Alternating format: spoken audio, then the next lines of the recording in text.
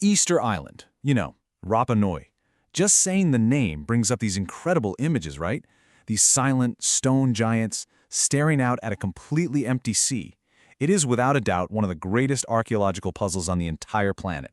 But what if I told you that just over 100 years ago, one woman showed up with a small team to try and capture its secrets, right as they were about to disappear forever? Her story? Well, it begins right on the edge of a world that was about to be torn apart by war. So, picture this. It's 1914. The great powers of Europe are gearing up for a war that's going to change everything. And while all that is happening, this tiny 90-foot yacht, the Mana, drops its anchor off the coast of Rapa Nui. This place is literally a speck of land, the most remote inhabited place on Earth. For the crew on board, this was the end of a brutal, year-long voyage. But for the island itself, this was something new. It was the first real, scientific effort to try and understand its past before the last echoes of it faded away completely. And the person telling that story, her name was Katherine Routledge. Now get this, she was a graduate of Oxford, an archaeologist, and an anthropologist in an era when, let's be honest, those fields were almost entirely run by men. This whole journey, this incredible story we're about to dive into, we see it all through her eyes.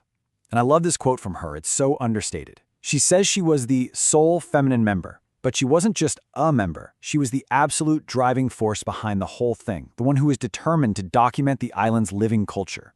She was the soul of the expedition. Now, to really get why her mission was so urgent, you have to understand the trauma that Rapa Nui had already been through. You can see on this timeline, after Europeans first made contact in the 1700s, the island was mostly left to itself. But the 1800s, they were an absolute catastrophe. In 1862, Peruvian slave raiders just descended on the island. They kidnapped maybe 1,000 people. That's nearly half the population, including the king and, crucially, most of the island's learned men who held all the oral history. The cultural damage was just total.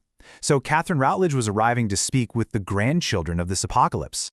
It's kind of fitting then that their ship was named Mana. As Katherine herself explained, the word Mana refers to this sort of pervasive, supernatural power. They picked the name almost as a good luck charm, but it ended up perfectly capturing the essence of the world they were sailing into. A world where spirits and power and the sacred were just woven into the fabric of the landscape. A power she was about to meet face to face. So, the expedition has finally arrived, but the mystery they found wasn't just carved in stone. Oh no, it was very much alive, and as they were about to find out, it could be pretty dangerous.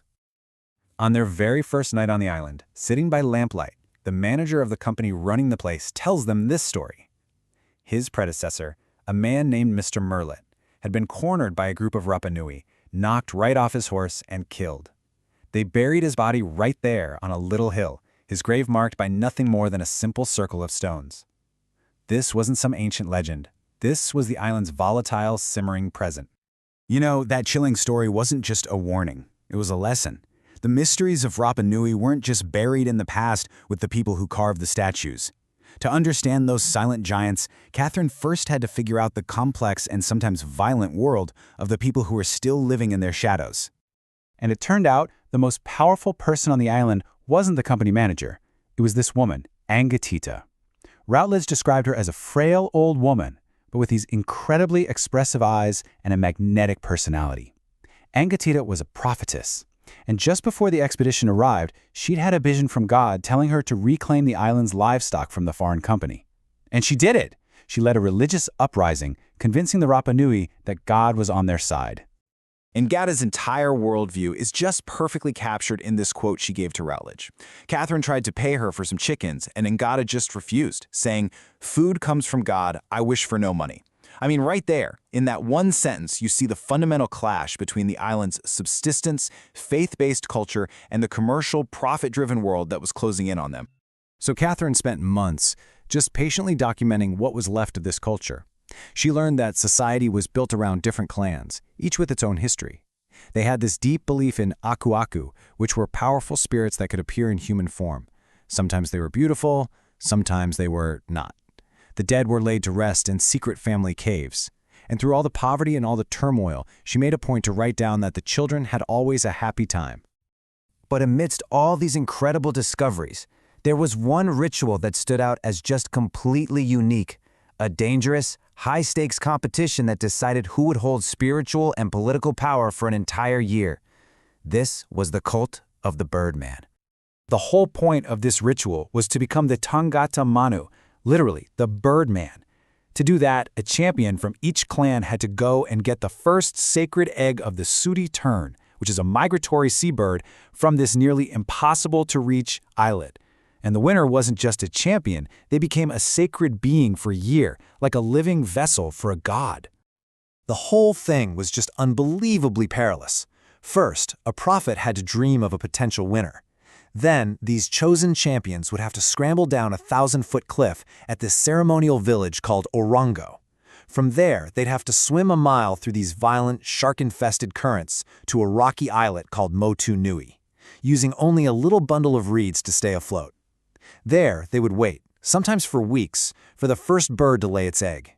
The first one to find an egg, swim back, and climb that cliff with the egg totally intact became the Birdman for the year, an absolutely sacred figure. And what's wild is how resilient this tradition was.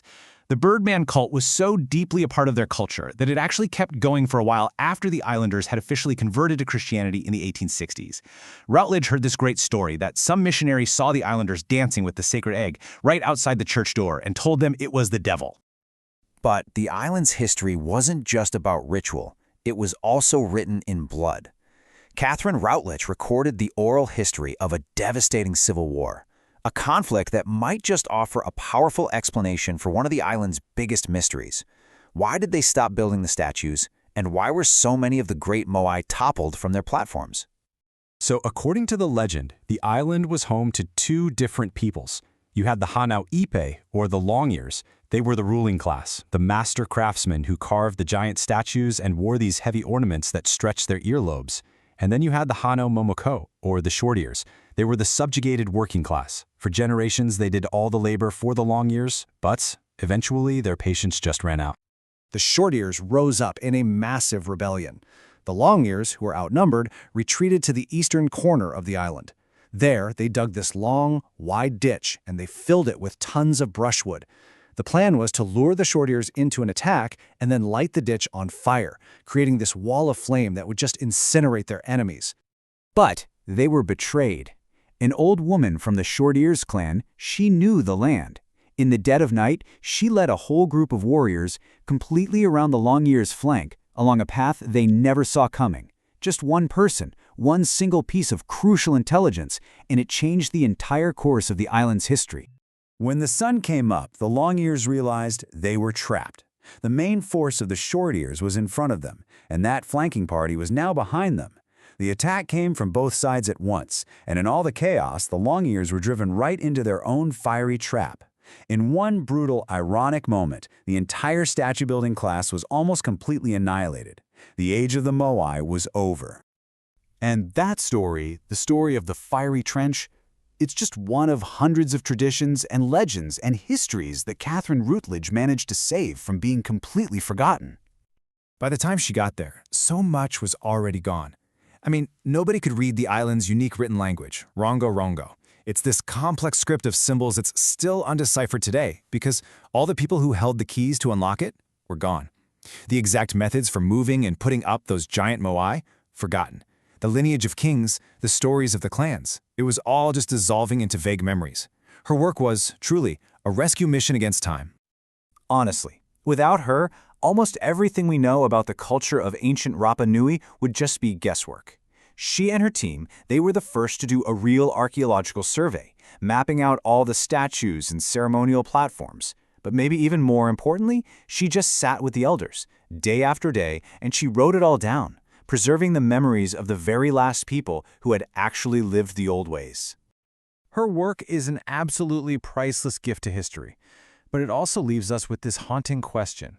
For all that Katherine Routledge managed to save, you have to wonder, as you look at those silent faces of the Moai, what other secrets, what other amazing stories and forgotten sciences did the people of Rapa Nui take with them to their graves?